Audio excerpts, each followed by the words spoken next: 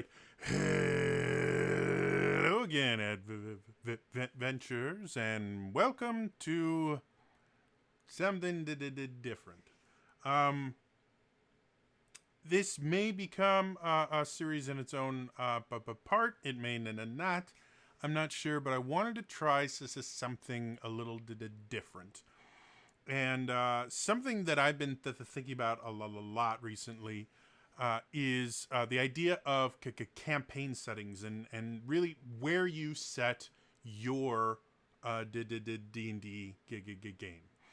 For those of you that don't watch my Twitch channel or don't watch the uploads I put on this channel of those games, I actually developed my own campaign setting, which I call Mendacia, and it's effectively its own world. It has its own rules for how things work. It has its own list of deities, all of which I came up on my own. I took inspiration from various things, but for the most part, it's just stuff I thought was cool. And I've done everything I can to allow for a lot of different types of storytelling in this world. Certain parts of the world will be a little bit more kind of sword and sorcery stuff. Other parts will get a little more steampunkish, so that if I want to tell a certain kind of story, I can still keep it in a place where I could create all the rules and everything like that, which gives me the ability to have the most creative control. I don't have to worry about ruining a little lore with something else. All the lore I make. So, and that got me to thinking about how other people play. A lot of people could create their own campaign settings, and sometimes it's as elaborate as my setting, where we have multiple parts of the world and multiple adventures take place in the same world, and what one adventuring group does will actually have an impact on the world itself, which could impact another adventuring group. This is an extremely time-consuming and complicated process, however. So another thing that a lot of people will do is, instead of creating what I would consider an entire campaign setting, where multiple campaigns could take place in the same kind of shared world, they will basically just create a campaign set in its own world.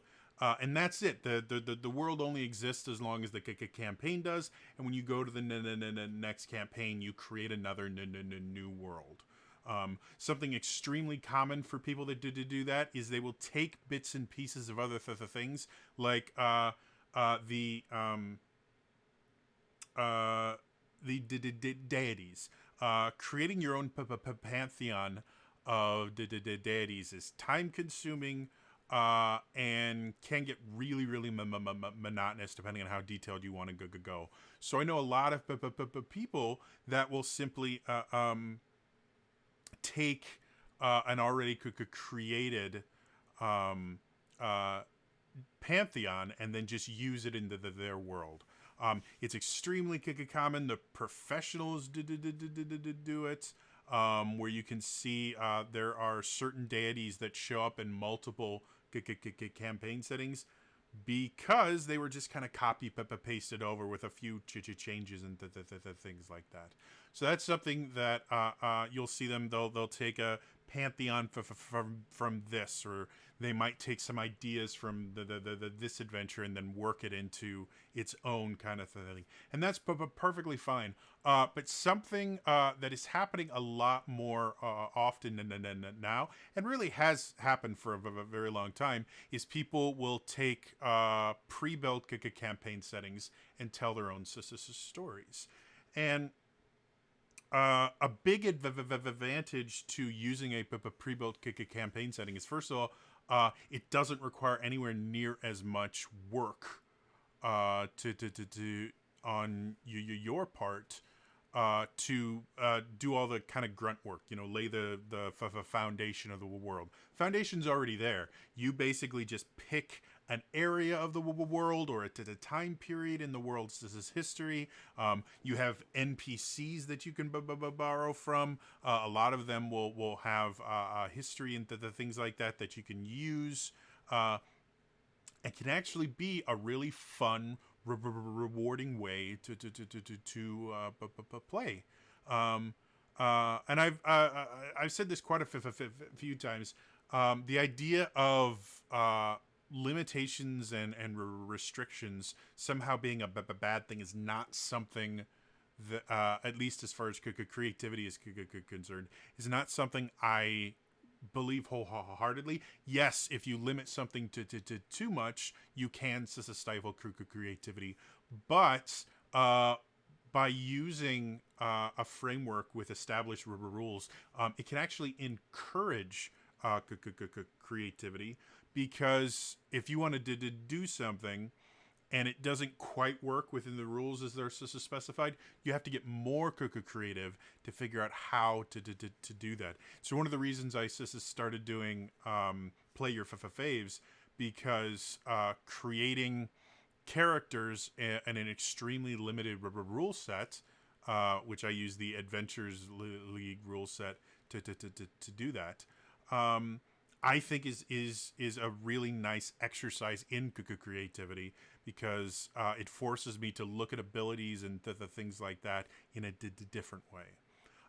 So what I'd like to do with this video, now that we're almost 7 minutes in, I'd like to go over a few of the campaign settings and just give a brief kind of overview of what they are, where they came from, and give you some ideas if you wanted to play a certain type of game, which campaign setting you might want to focus on. Now, one of the nice things about I think almost all of these is instead of having to go out and see if you can find a hard copy of one of these campaign settings or something along those lines that's out of print and generally can be very, very expensive.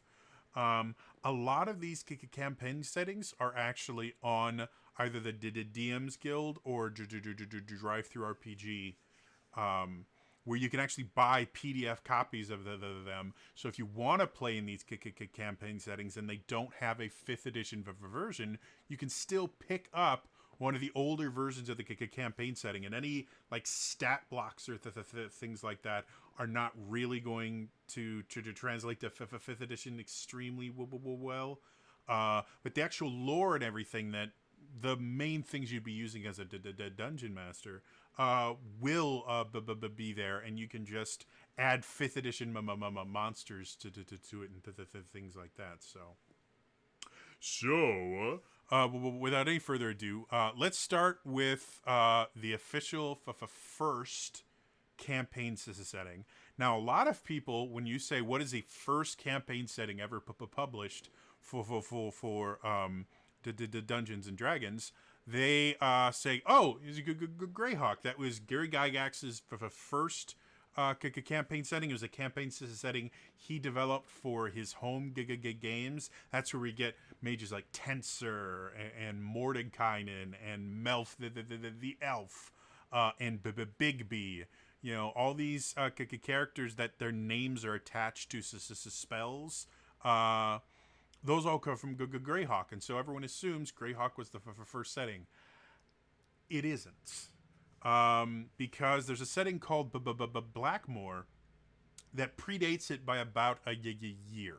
And it was actually created by a gentleman named Dave Arneson, which a lot of people, if you're really into D&D history, you recognize the name Dave Arneson, because he's the dude that worked with Gary Gygax to originally develop Dungeons and Dragons. They were both miniature gaming enthusiasts and wargaming enthusiasts. They thought, hey, what if instead of World War II, what if it was a fantasy setting like Middle Earth from J.R.R. Tolkien's stuff, and what if there was magic and stuff? What if instead of playing entire battalions. You only controlled us as a single character. And that's where D&D came from. And Dave Arneson actually used the Blackmoore campaign setting first for miniature war games that eventually evolved into D&D. And then he used it as well for actual D&D. Now, Blackmoore, very similarly to Greyhawk, is going to be kind of a very typical fantasy fair. It's for the most part. There's not really a ton of information on Blackmoore because, again, it was Dave Arneson's personal campaign setting, and it didn't get the publishing power that Greyhawk did when Gary Gygax kind of ran with D&D, and Dave kind of got left by the wayside. So if you wanted to play in Blackmoore, they don't really have something like a Blackmoore campaign setting. Way back in 1975, they did release a supplement to the basic edition of D&D. It was called Supplement to Blackmoore, and it was something like 30 some odd pages. It was a really small thing, as most of the supplements were back then, and it kind of explained the world of Blackmoore. But beyond that, unlike Greyhawk, which had tons of adventures that were written for Greyhawk and happened on the planet Oerth, which is the actual planet that all the Greyhawk stuff happens, they really didn't have anything until the 80s, where you had two different versions of the Dungeons and Dragons at that point. You had the basic edition, and then you had the advanced edition.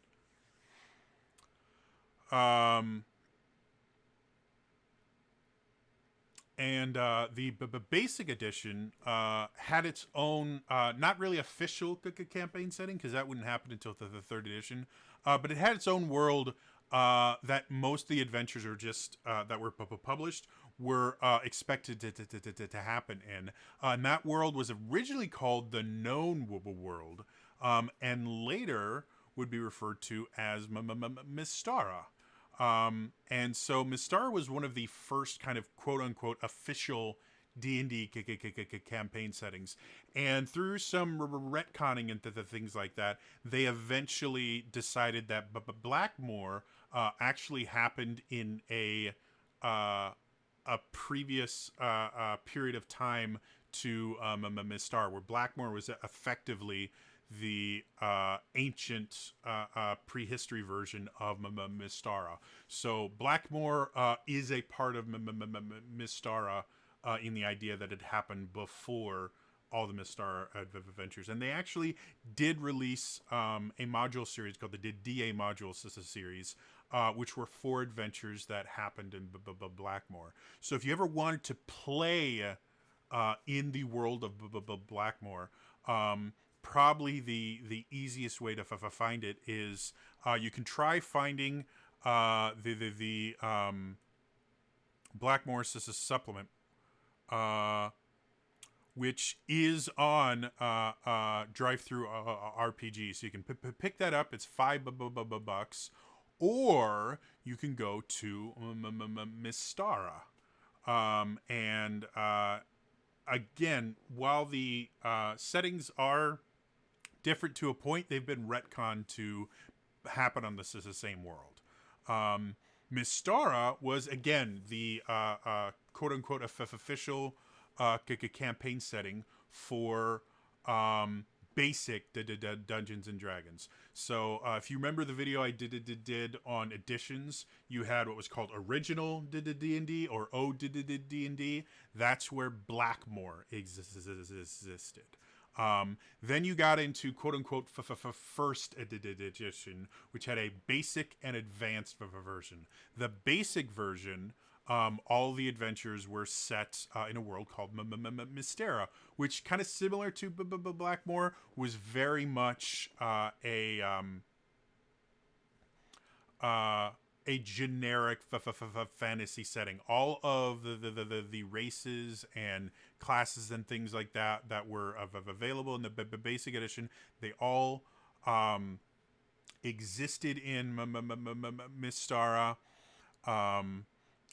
Again, the world itself was officially called the Known World.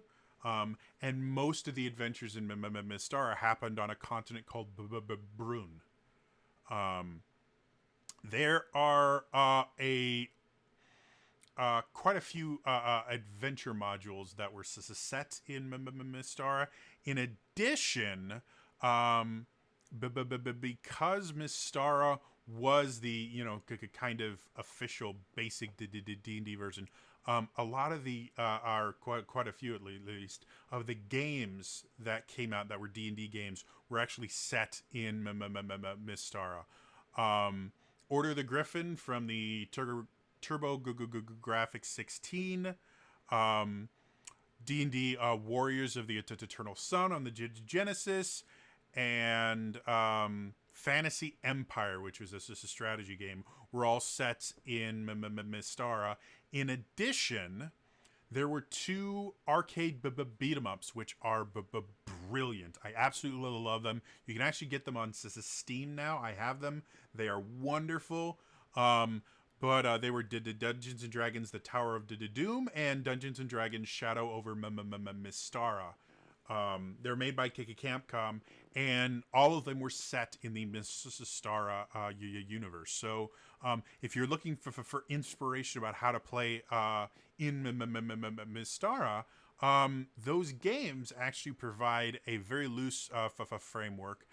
In addition to that, there were a fair amount of supplements that have things about Mystara, including like the deities and the things like that. Things like the Rules Cyclopedia had a section on Mystara.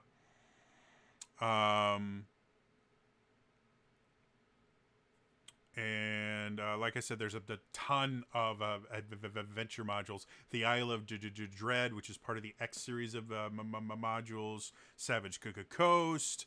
So if you're looking for stuff like that, Mystara is actually a remarkably easy setting to find. Now, one of the other interesting aspects of Mystara is it operates a kind of interesting kind of duality to it. Very similar to how I described my campaign setting, where different parts of the world will allow you to play different kinds of games. And Mystara actually has this thing called the Hollow World, which effectively means Mystara and the planet it's set on is actually a hollow planet. And if you go to either one of the poles in Mystara, there are these caves that go through the crust and actually bring you to the inside of the planet, where there's a red sun in the center. And it's a really interesting idea because effectively the people that live on the surface world have no idea that Mystara is hollow. And the people that live on the inner world are effectively little cutouts of the civilizations that happen on the outer world that are kind of preserved for posterity's sake. So with that idea, there's a lot of different campaign ideas you can have. especially when you have this inner world that allows you to have basically kind of to travel through time in Mystara, because these little pockets of history were preserved in the inner world and still exist as they did. So that's Mystara. Like I said, it was the basic edition of the Dungeons and Dragons. Was primarily set there. And it kept getting updated all the way through the third edition. So if you're looking for Mystara stuff, literally just type Mystara into Google, and you will find tons.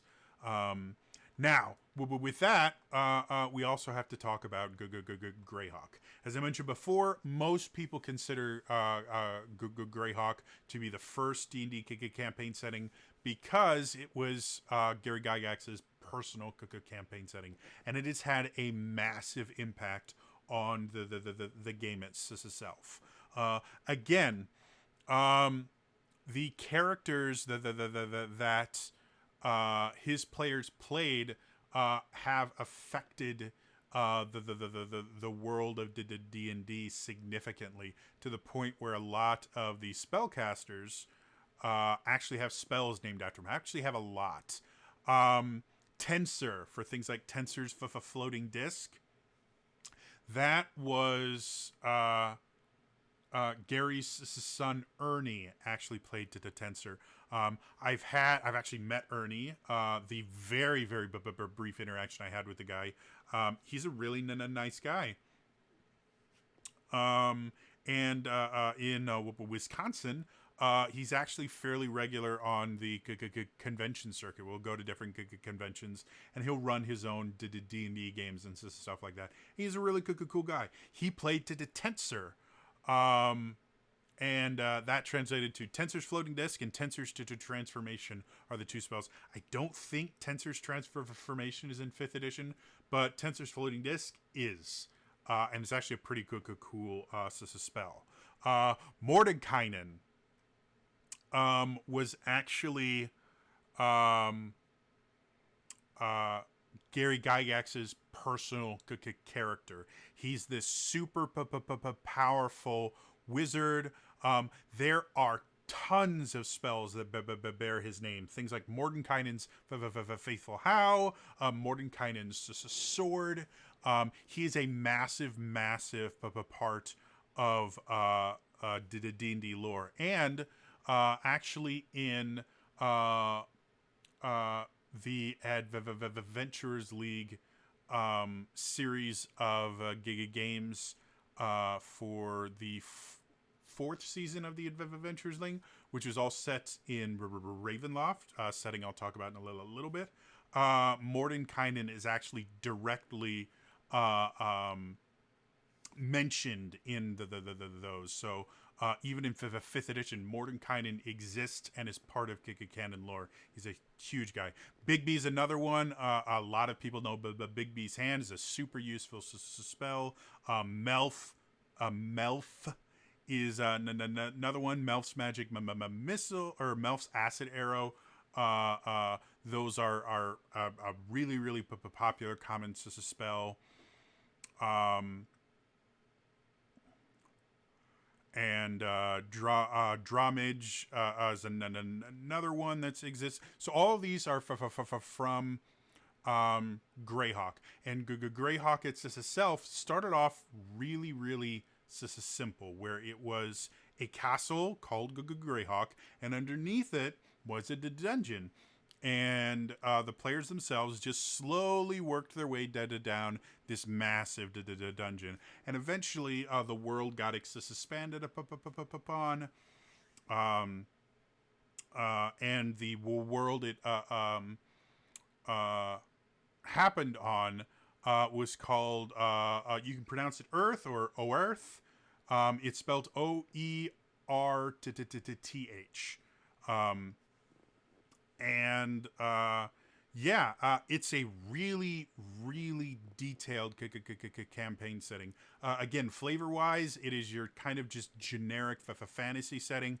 But in addition to Greyhawk being a campaign setting, there are novels set in the Greyhawk universe, and um,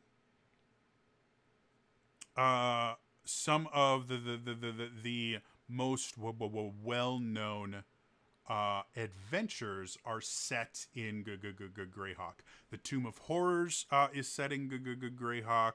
The village of Hamlet would eventually leads into the Temple of Elemental Evil, which is my personal favorite adventure series ever. It is amazing and really, really interesting.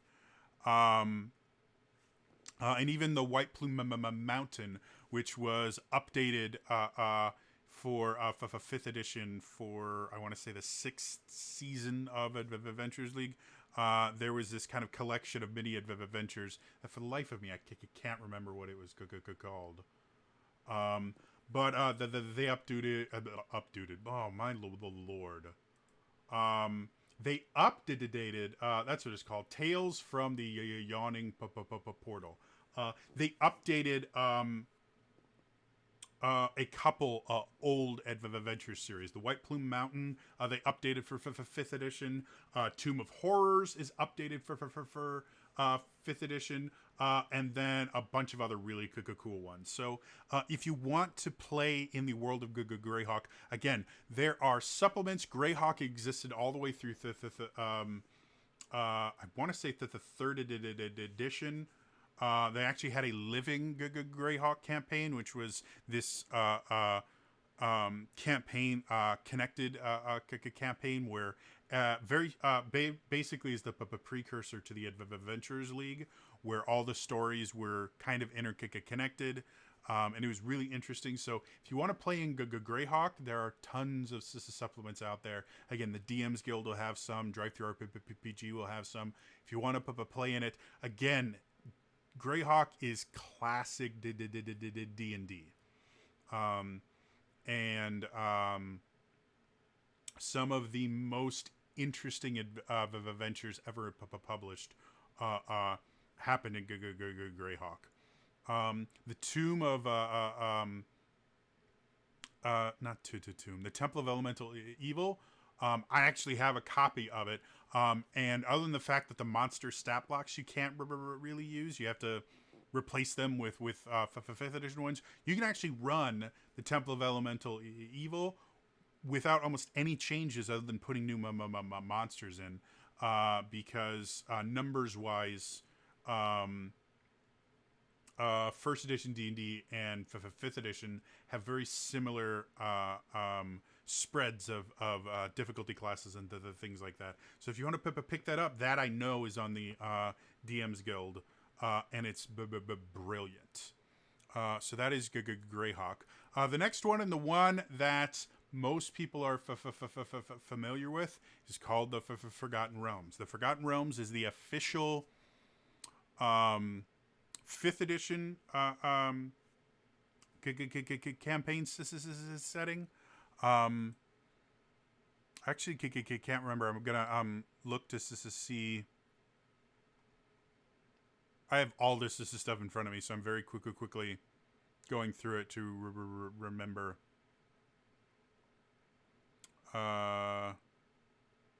Anyway, for 5th edition, Forgotten Realms is what's called the official campaign setting.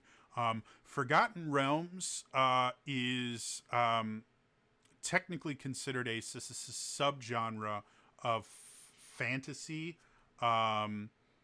depending on which part of the world that you're in, can be considered what's called high fantasy, or dark fantasy. Again, depending on where they are. And one of the interesting things about Forgotten Realms, and the reason it's so popular, is any kind of or almost any kind of setting that you want to play in, there's a part of the Forgotten Realms that will let you play like that. To give an example, the Sword Coast is where most people are most familiar with Forgotten Realms. That's Neverwinter, Baldur's Gate, and Waterdeep. And that fits pretty well into your kind of high fantasy setting. However, if you go east from there and you start getting into Coromir, or the Sea of Stars and those parts of the Forgotten Realms world called Faerun, you start getting a little bit more into that dark fantasy setting. If you go to this south to Chult, you actually get a little bit more of kind of a science fiction fantasy, because Chult is populated by dinosaurs and the things like that, and it's very wild and the things like that. There's also places like Al-Kadim, which was its own campaign setting, and kind of like Blackmoore was absorbed into Forgotten Realms, and it's its own country, which Al-Kadim is a kind of Middle Eastern themed thing, which because it was written in like the 90s, when people weren't quite as worried about getting things correct. There's some problems with Al-Qadim. But if you don't mind making some modifications to bring it to a more acceptable standard, you can have a really cool kind of Arabian Nights style adventure set in Al-Qadim. And again, the nice thing about Forgotten Realms is all of these different areas exist in the same world on the same planet. So using things like teleportation, which is very common in D&D in general, there's many spells that do it. You can have your campaign be set in Chult for a little bit and deal with dinosaurs and stuff like that, and then move over to the Sword Coast and deal with more kind of traditional fantasy tropes, and then head over to Amn and deal a little bit more with kind of politics. You can go over to the various islands and have like a pirate campaign that's more Age of Sail. Then head over to Al-Qadim and have a more Arabian flair to it. The Forgotten Realms is so large that you really can set your campaign really any way you want to. And still have an interesting night, and you don't limit yourself to an entire campaign setting one type of adventure. The other thing that's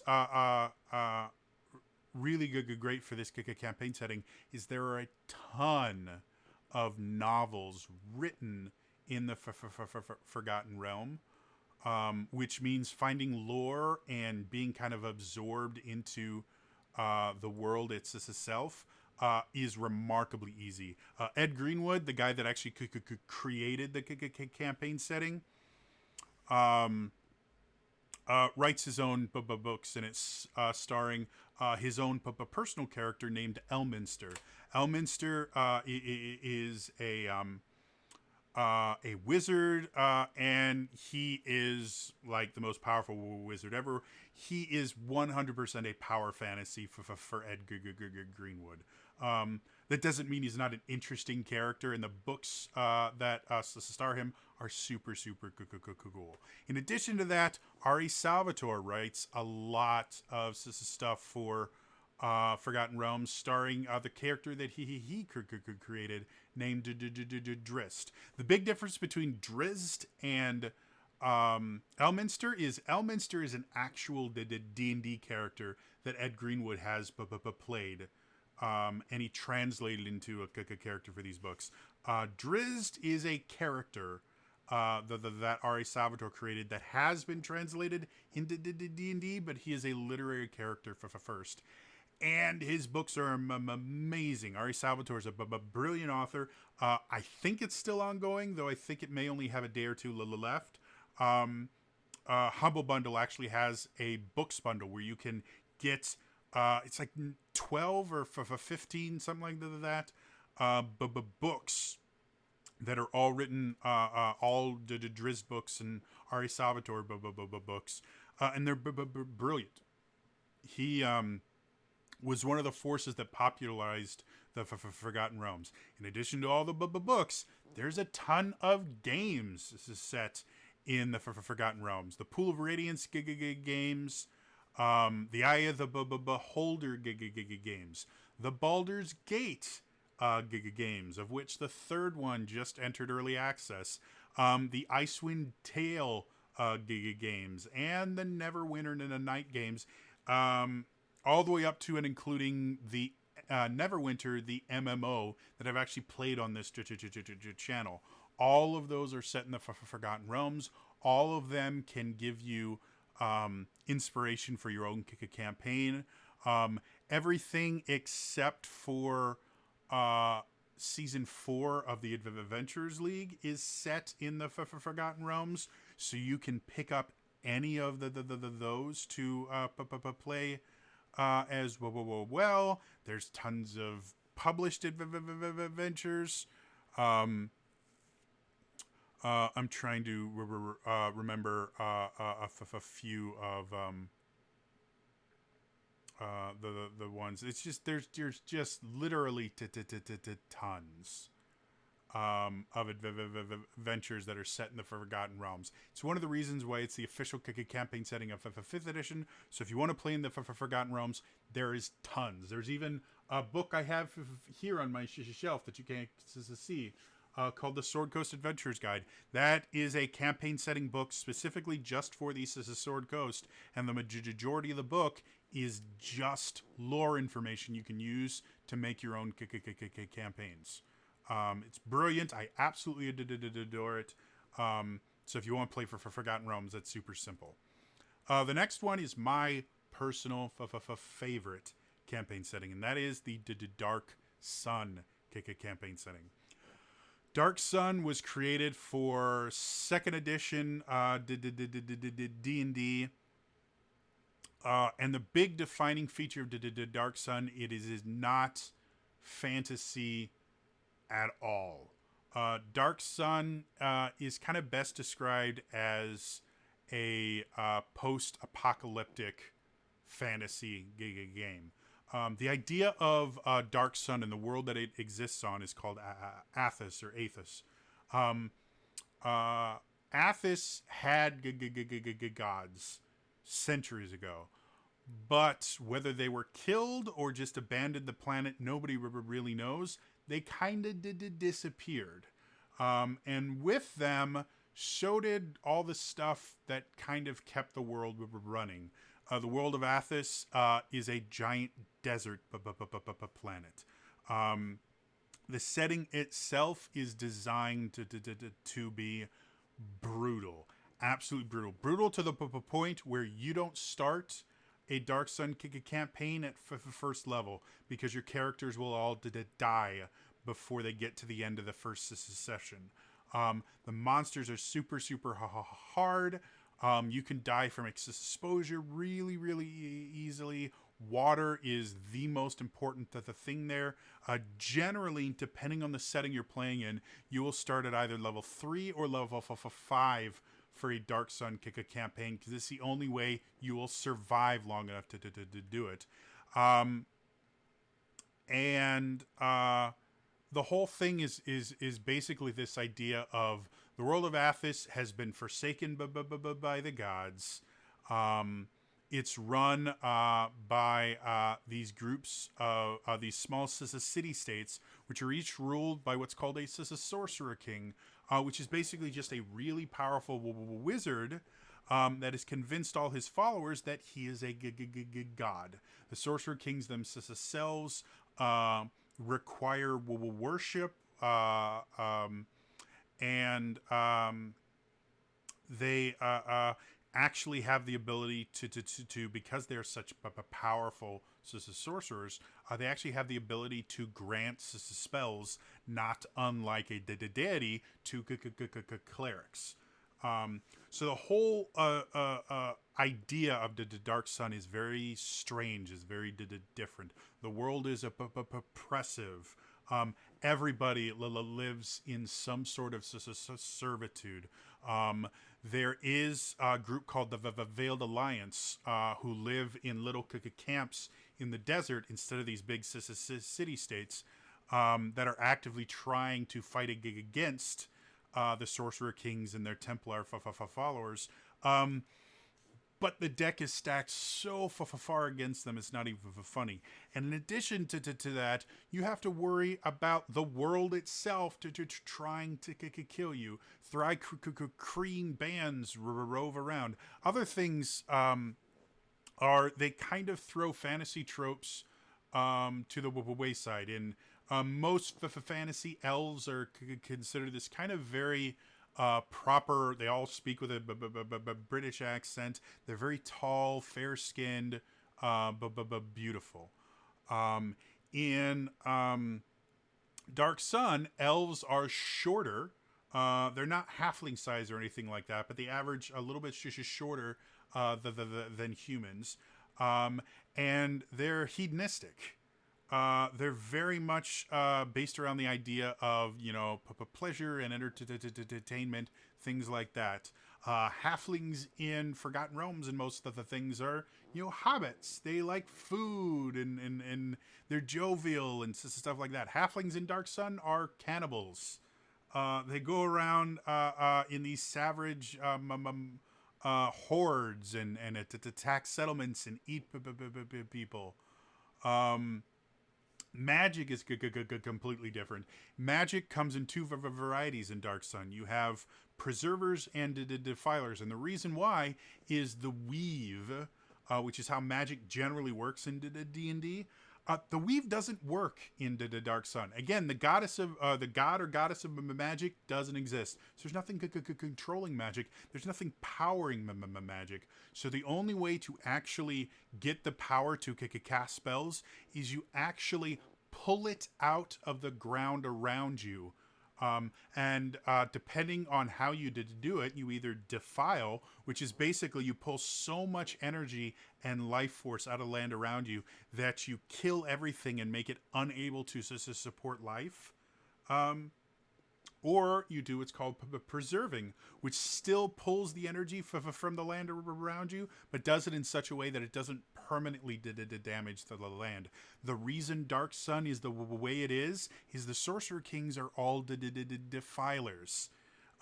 They burnt the world itself. That's why there's very little water and everything. They went and they defiled the entirety of the land. Dragons into the Dark Sun, there's only one.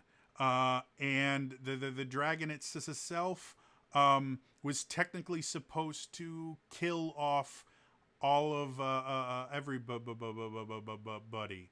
And was sealed by a set of adventurers, but has never been killed. So you don't really deal with the dragons in the Dark Sun because there's only one, and if he ever wakes up again, he's going to destroy the world.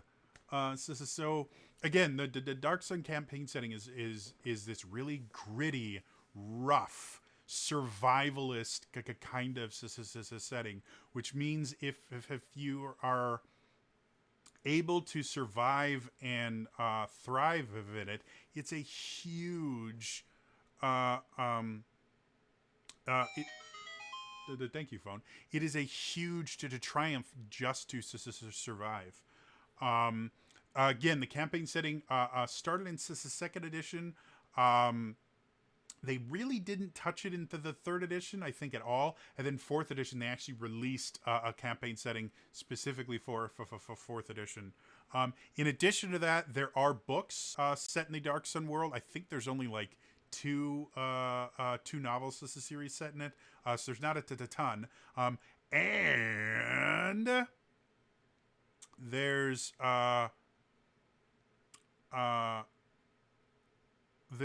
actually two games set in the Dark Sun world. The first one, Dark Sun Shattered Lands, was my first D&D game. It is absolutely brilliant. You can get it on GOG.com. You can also get the sequel that I can't remember the subtitle to it. The sequel was really, really buggy, and I never actually played through it. but I own it, and you can actually you can take the characters you created for the first Dark Sun game and beat the game with. You can actually take them to the second Dark Sun game because the stories continue, or you can just start Dark Sun 2 on in its own. But yeah, if you want to play Dark Sun, there's a remarkable amount of information out of there. There's this thing called the Dark World of Athos. It's a fan site, and I'm trying to see. Athos.org is the fan site. I'm not sure how much it's updated. But the guy that runs it, Robert Diducci, I actually know. He's a nice guy. And I played in one of his Dark Sun adventures at one of the campaigns because we invited him to come to the campaign or the convention that I ran. He actually has, I believe he still has it. I'd have to check. He actually has a Patreon where if you want to play in one of his online games, you can sign up on his Patreon. It did cost him money, obviously, but he actually will add you to one of his the Dark Sun campaigns, which is super cool because he's a mega fan of Dark Sun, and he used to be the head of the D&D Adventures League before it got reabsorbed into Wizards of the Coast. So yeah. Dark Sun, super awesome. Again, my personal favorite campaign setting. Next up is probably the setting that has been asked the most of Wizards of the Coast to bring it to 5th edition, which is Dragonlance. Dragonlance is a high fantasy campaign setting. And is really interesting. It's set on the world of Kryn, and there's so much history to it. Mostly because Dragonlance had not just a series of novels, a ton of novels set in the Dragonlance setting. So there is so much lore you can get for Dragonlance. And Dragonlance is the name of the setting is actually specifically in reference to these things called Dragonlances. Dragonlances are magic weapons which are the only way that a mortal can kill a dragon without magic. You can use magic to kill dragons, or you can use a Dragonlance, and they come in two flavors. You have the Footman's Dragonlance, which is basically a spear or a polearm, and then you have mounted Dragonlance, which are these like 16-foot long little lances that you generally have to be mounted on something like a dragon in order to use. But that's kind of the theme of Dragonlance, is the idea that they're fighting against like dragons and kind of the wildness of the world. It has a remarkably complex history. There's 5 separate ages. The majority of content written for Dragonlance happened in what's called the 4th age. And then during, I think, 3.5, they transitioned to the 5th age. There's just tons and tons. Again, it is a very kind of high fantasy setting. Like I said, it is really well loved. There are many campaign settings that started in the 2nd edition. So there are campaign settings in 2nd edition. There are campaign settings for the 3rd edition. I don't believe they ever made a 4th edition version of it. And as of right now, Dragonlance has not had an official update to 5th edition. But again, if you want to run your campaign in Dragonlance,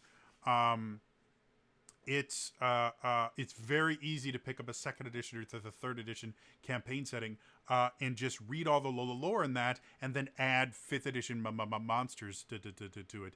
Everything else generally tends to work pretty well. So yeah. Also, the books, from what I've heard, are brilliant. Really, really well written. I believe they're written by a multitude of authors. Yeah, very similar to Forgotten Realms, and the fact that Dragonlance is this massive world with tons of lore. It just never caught on quite as well as the Forgotten Realms. I think a lot of it has to do with the fact that Ed Greenwood is a brilliant author and has been hyper involved in D&D since first edition. He actually used to write Forgotten Realms lore things for Dragon magazine. And then R.A. Salvatore really made it popular with the Drizzt books. So next up is actually one of the more recent additions to D&D. Excuse me for just a second.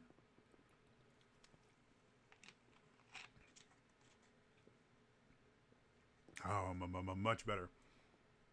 Eberron. Eberron was actually created as part of a campaign. Wizards of the Coast created this contest called the Fantasy Setting Search into 2002 for someone to submit a new official setting for D&D, and Keith Baker submitted Eberron. It was one of it says here 11,000 entries, and it became an official campaign setting that is massively popular. The unique thing about Eberron, like I said, most of D&D is either high fantasy or dark fantasy. The difference kind of being like high fantasy is a little more Tolkien-esque, where you have people triumphing over evil and stuff like that. Dark fantasy is much more kind of sinister.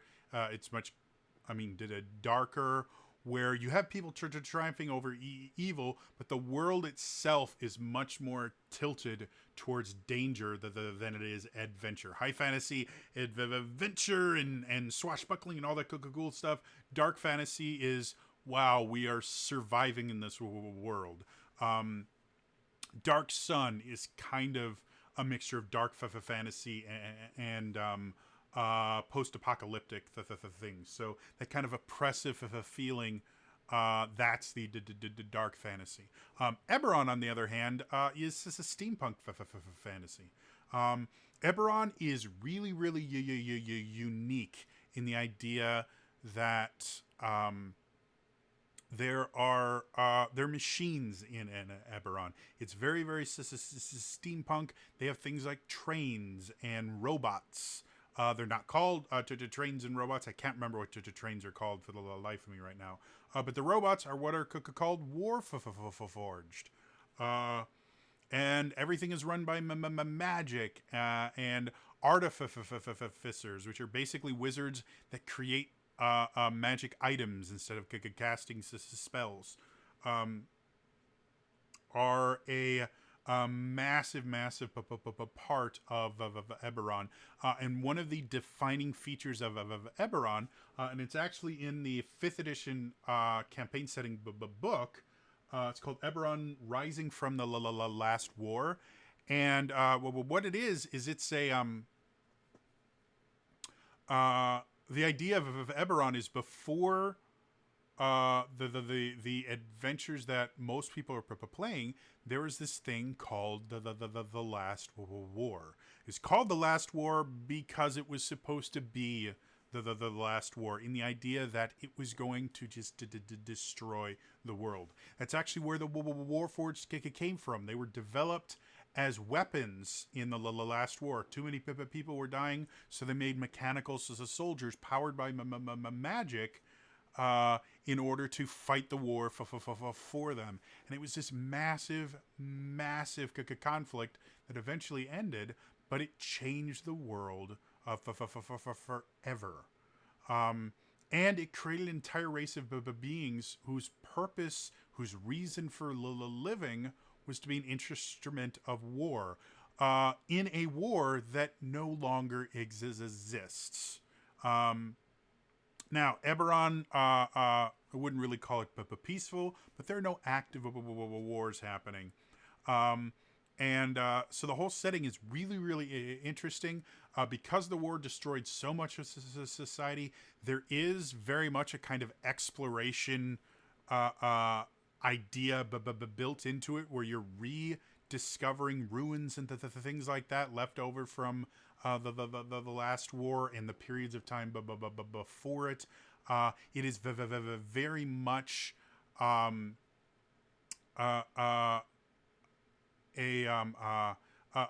setting built on the idea that an adventurer can kind of define themselves and create a place for themselves in the world through adventuring and exploring. The other thing that's kind of interesting, while in something like the Forgotten Realms, you do have city-states that are fairly well developed, but they're nothing like the cities of Eberron, where these are actual civilized civilizations, full civilized countries with civilized borders. If you want a more kind of modern take on D&D, Eberron is your way to go. You can tell more modern stories on things like that. Yeah, like I said, this one is actually one of the easiest to get into, other than for Forgotten Realms, because again, I've got Eberron Rising right over here, or Rising from the Last War. You can pick up the campaign book, which is a brilliant book. I reviewed it on this channel. It is absolutely phenomenal, with just the sheer amount of lore in there. There's tons of character options that make playing the game really interesting. They have the Dragon Mark system, which is this really interesting new way to build your characters and get really fully into the world of Eberron, because after the last war, the ruling of most of the places is done by these Dragon Mark houses. As part of character creation, you can actually, your sub-race for your character can actually be a Dragon Mark, which makes you a part of these houses and gives you a lot to go on. So it's a really brilliant setting, super fun. Next up, we start getting into the more interesting settings that aren't really limited to themselves. They actually kind of blend with a bunch of other settings. The first one is one of my favorites, other than the Dark Sun, which is Ravenloft. Ravenloft is a vampire setting. It's, your kind of classic Dracula themed thing, to the point where one of the box arts for the Castlevania games, I think it was the first Castlevania, literally stole the art book, or the artwork from one of the Ravenloft campaign books. So if you want to play a gothic horror style adventure, Ravenloft is for you. Ravenloft itself is what's called a demi-plane. Specifically, it's the demi-plane of Dread. There are these, there are multiple demi-planes, and they're ruled by these things called Dark Lords, which are kind of trapped in their own demi-plane. they don't really go into a ton of explanations of the other demi-planes, but Ravenloft has tons. And it is ruled by a vampire known as Strahd, which is D&D Dracula. Pussyfoot around about it as much as you want. Strahd is Dracula. Like, so much of what he has, even his physical appearance, is taken directly from Bram Stoker. Yes. Strahd von Zarovich is a really brilliant villain. He is multi-layered. The idea of Ravenloft is, because it's a demi-plane, it will every so often merge with another plane of existence. So Ravenloft will sometimes appear in Forgotten Realms, or it may show up in Eberron, or it may even show up in the Dark Sun. That's the thing about Ravenloft, is it just inserts itself anywhere, and the entire idea of Ravenloft is based around the idea of suffering. The demi-plane of dread and the Dark Lords in general want to cause suffering. One of the interesting things that there is a 5th edition adventure that I should have here. Do I not have my... Oh, Curse of Strahd, that's what it's called. It's called Curse of Strahd. It is a brilliant campaign, but it has everything in that adventure book. It has everything in that adventure book you need to run your own Ravenloft campaign without following the actual adventure that's listed there. Like, there's tons of lore. There are maps. The 4th edition, or the 4th season of the D&D Adventures League was all set in Ravenloft, and the adventures themselves are really, really fun. For the most part, there's a couple that are not fantastic, but for the most part, they are brilliant and fun. So Ravenloft is remarkably simple to start a campaign in, and again, because Ravenloft. And by the way, the name Ravenloft is actually the name of Strahd's castle that he rules the domain from. So very similar to Castlevania is actually the name of Dracula's castle. Ravenloft is the name of Strahd's castle. Yeah, it's super fun. The other thing that's nice about Ravenloft is I myself, back when I was doing... charity D&D events. I did it for 2 years. I would actually run Castlevania games set in Ravenloft, where I literally took the plot of a Castlevania game and just changed names and stuff like that to fit in Ravenloft. So if you wanted to, play a game inspired by Dracula, Bram Stoker's Dracula, any of the Dracula versions of him, or Van Helsing, anything like that. Even like the Underworld series, if you don't mind taking it back to like Rise of the Lycans era stuff.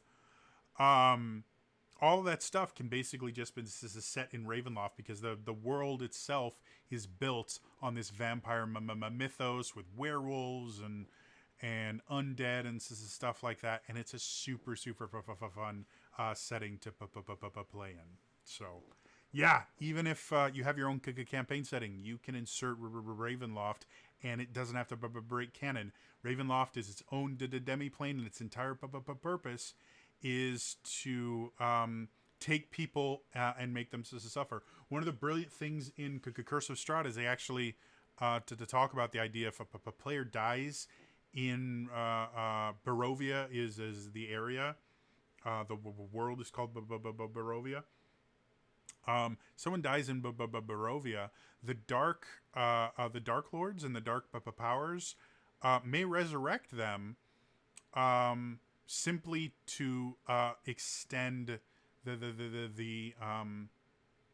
extend their suffering, to make them have to continue fighting through Ravenloft, which is a brilliantly evil way to resurrect a character that I love. I love the idea that a character could die, and instead of having to build a new character, they're brought back, but they have some sort of sickness or something brought on by the resurrection, and the whole purpose of them being brought back is just so they can suffer some more. In Curse of Strahd, they actually have a sidebar that talks about these dark gifts you can be given if you are brought back, that just really change the characters. It's super cool and fun. So again, there are many Ravenloft supplements. Like I said, the easiest one for 5th edition is just buy Curse of Strahd. It's worth every penny.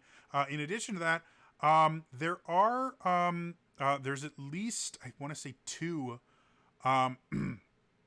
actual Ravenloft video games. They were DOS-based games, and they were okay. They were interesting, to say the least. They were kind of done in the vein of Eye of the Beholder, where you have the portraits and it's technically real time strategy, or not real time strategy, real time RPG. But yeah, anyway, tons of ways to get into Ravenloft. Next up, this is one of 2 ways that D&D tried to kind of start mixing campaign settings and not limiting you to a single campaign setting. Like I said, Ravenloft could be inserted into a campaign so that it could be a part of any campaign, but Planescape actually connected all the campaigns. Planescape is basically the idea of a multiverse, where each different campaign setting, Greyhawk, Mystara, Forgotten Realms, Eberron, Ravenloft, well, they are their own kind of plane of existence. They're their own world, and the way you get to them is by using portals, and all portals eventually have a connection to this place called Sigil, which I hate that pronunciation. I believe that's the correct pronunciation. I despise it, so I will call it Sigil, because I think Sigil just is easier to say and sounds better. But it is the city of doors. And the interesting thing about Sigil is effectively a donut city.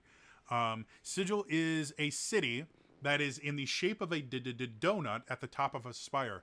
But instead of living on the outside, the entirety of Sigil is located on the inner edge of the donut.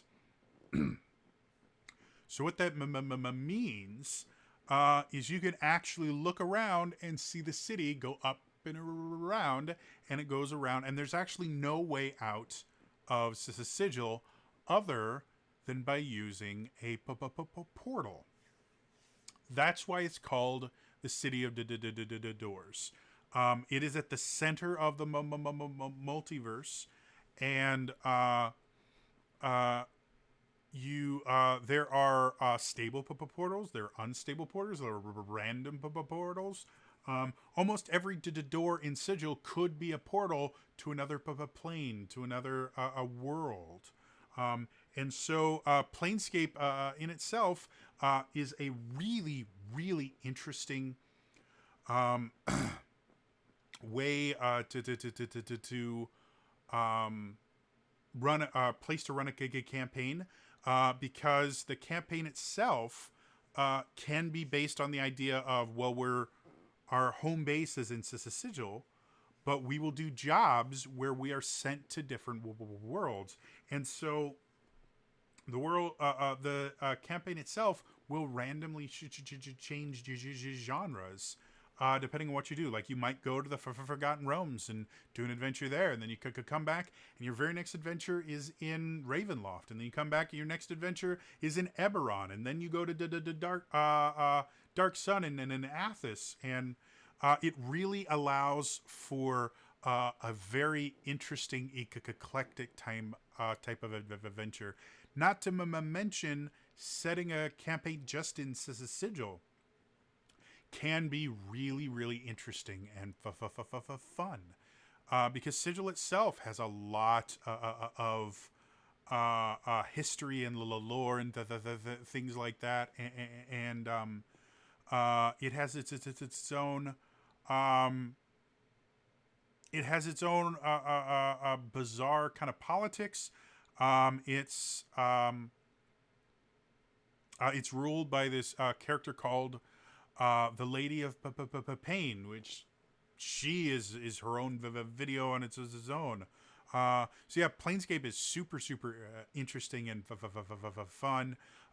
If you want to do a Planescape adventure, it was originally described in the Manual of Planes, or the Great Wheel, which is kind of the idea behind Planescape, was originally described in the Manual of Planes, which was released in '87 for, I think, Advanced Dungeons and Dragons. But as far as the actual campaign setting, that was released for second edition. It's called the Planescape campaign setting. You can get it on DriveThruRPG. And there's tons and tons of stuff about Planescape, to the point where they even have a video game based on it called Planescape to Torment, which uses the same engine as Baldur's Gate, but it's a very, very different game. It's not combat focused, though you can do combat. It's got this weird sense of humor. Just overall very, very interesting, unique campaign setting. And Planescape Torment has an enhanced edition that came out a few years ago. So you can actually get it on Steam and a bunch of other places if you want to play the game on modern machines. So, yes. And then finally, for this video, there is the Spelljammers setting.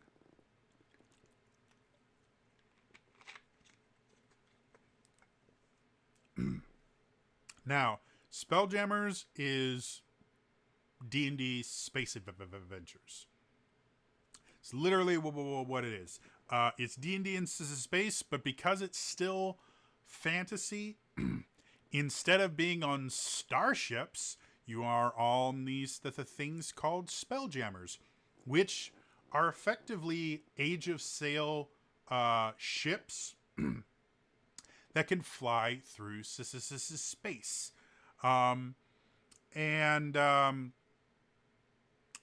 It's a trip, to be blunt. Kind of like Planescape, it allows you to have multiple campaign settings connected, because in the Spelljammer world, each campaign setting is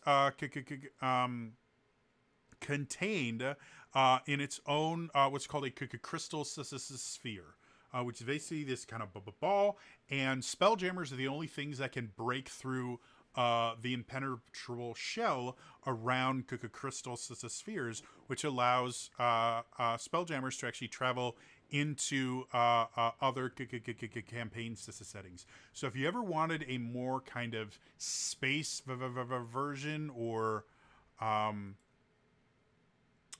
of piratey version of D&D, Spelljammers is where it's at.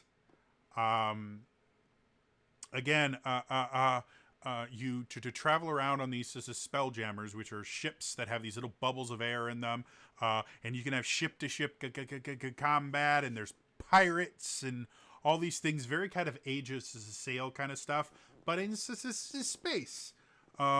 So if you want to have, kind of a Star Trek kind of campaign without the Federation, where it's just the kind of wild west of space, or like a Firefly kind of campaign, Spelljammers is where it is at. Again, it was originally published in second edition. So the original supplement that described the setting, it was called Spelljammer: AD&D Adventures in Space. And it got expanded upon a fair amount. Now, it was discontinued before Wizards of the Coast bought to the TSR. Officially, there was no after second edition. Spelljammers technically didn't exist. However, Paizo, the people that created Pathfinder, did publish an article in Dungeon number 92 called Spelljammers: Shadow of the Spider Moon, which created new rules for spelljamming and stuff like that, and basically updated it to the third edition without Wizards of the Coast and D&D officially adding to it. And in fourth edition, in the Manual of Planes for fourth edition, Spelljammer stuff is mentioned in the there, but they don't provide any sort of specific. And in Waterdeep Dungeon of the Mad Mage, there's actually spoiler alert. There's actually a Spelljammer that shows up in the adventure that you have to kind of deal with. So for the most part, Spelljammers is kind of hard to get too much stuff about. But if you get the original supplement, which is on drive-thru-rpg.com. So you can pick it up there. They have the actual books. Like I found it on Amazon. But it goes starting price $160. So compared to the $10 you can spend on drive-thru-rpg, I would probably say get the digital copy of it. But if you want to play Spelljammers and just have this really kind of cool space fantasy style thing, go for it. It's really, really interesting and nuts, and yeah, it's just fun. So anyway, this has become a very long video, but those are some of the more well-known campaign settings that you could set your own campaign in. Again, most of these campaign settings have pre-written adventures for them if you don't want to have to do all the work yourself. You can run these pre-written adventures. They're brilliant and they're a ton of fun. Or you can just take the lore and write your own stories.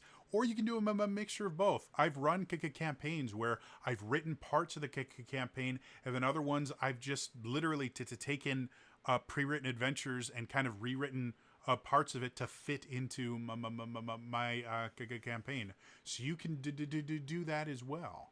All of these are great ways to have a lot of fun with D&D. And still be able to have your own stories, and hopefully those of you that watched all of this maybe found a campaign setting like, oh wow, I super want to try that out. Yeah. That is going to be all for me today. As always, if you enjoyed this video, please put a like on it. Lets me know that you like it, and it helps other people to see this. Also, subscribe to the channel if you want to see more stuff like this. In the comments below, I'm really interested. Would you guys like me to do more in-depth studies of certain campaigns, maybe dive into the lore of certain campaign settings, like give a lore buffer on Forgotten Realms or Eberron, talk about the actual Last War, talk about the Sorcerer Kings and the guys that came before it, or the one dragon in all of the Dark Sun. Let me know in the comments below if you'd like this to become kind of a regular series where I just talk about lore. Not quite this long; those would be much shorter episodes, but we'll see. We all know that I enjoy rambling, and this is the sound of my own voice. Otherwise, that's all for me today, and I will see you guys next time. All right, bye bye.